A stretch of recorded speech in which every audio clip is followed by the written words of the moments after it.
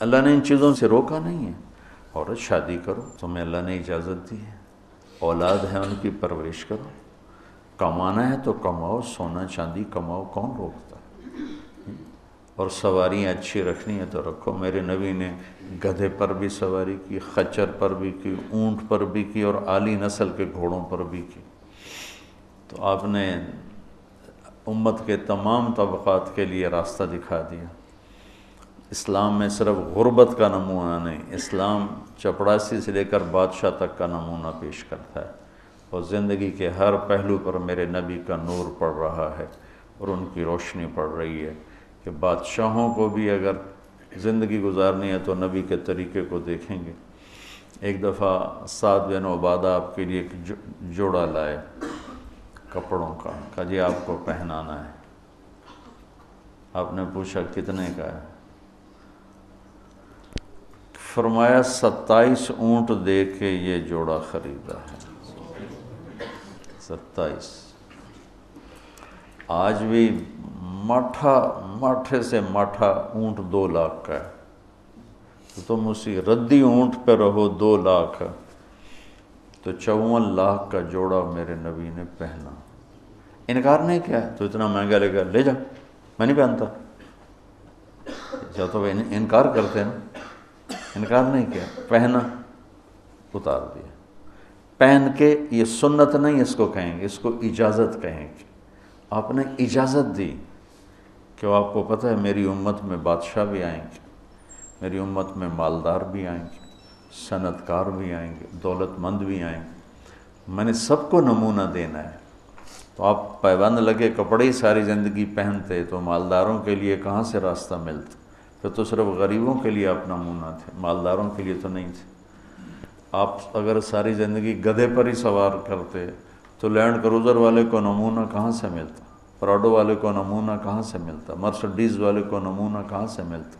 تو میرے نبی نے اعلی نسل کے گھوڑے، سجل، ثقب، سبحہ، ورد، یعصوب، یعبوب، یہ گھوڑوں کے نام ہیں جو خوبصورت. آپ کا ایک گھوڑا تھا ورد، ورد گلاب کے پھول کو کہتے ہیں، کہ جیسے گلاب کا پھول سارے پھولوں میں نمایاں نظر آتا ہے، ایسے ہی وہ گھوڑا سارے گھوڑوں میں نمایاں نظر آتا تھا. سبحہ تیرنے کو کہتے ہیں، تو اس کا نام سبحہ تھا. جب وہ دوڑتا تھا تو لگتا تھا تیر رہا. تو آپ نے اپنی امت کے مالداروں کو بھی راستہ دیا اور اپنی امت کے غریبوں کو بھی راستہ دیا.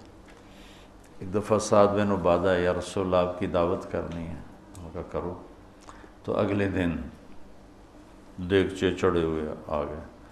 کیا کیا ہے؟ کہ یا رسول اللہ 100 اونٹ ذبح کیے ہیں اور صرف مغز پکا کے لائے ہوں. آپ کہتے اٹھا کے لے جا. اتنا اسراف کیا تو نے؟ تجھے شرم نہیں آتی؟ اتنا اسراف کیا ہے، اس سے مسجد بن جاتی. اتنا اسراف کیا ہے، اس سے غریب کی شادی ہو جاتی. اتنا اسراف کیا ہے، اس سے فلاں کا علاج ہو جاتا. تو آپ کہتے لے جا، میں نہیں کھاتا. تو کوئی نہیں کھائے گا، تو نے اتنا اسراف.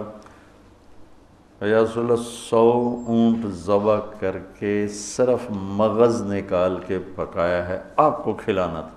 میرے نبی کو تو 1 اونٹ کا مغز ہی کافی تھا، 100 کیوں ہیں؟ اور آپ کہہ رہے ہیں ٹھیک ہے. لیکن مالداروں کو اجازت دے دی بڑی دعوت کرنے کی، بڑا ولیمہ کرنے کی، بڑی ضیافت کرنے کی. اور 100 اونٹ آپ نے جو جل لے جاؤ، غریبوں سے کہا لے جاؤ. 100 اونٹ تقسیم کر دیے اور صرف اس کا مغز نکال کے آ کے اللہ کے نبی کو کھلائے. تو میرے نبی پاک صلی اللہ علیہ وسلم پہ قربان جاؤں. اب زندگی کے ہر خوبصورت پہلو پر آپ نور نبوت چمک رہا ہے، آفتاب نبوت چمک رہا ہے.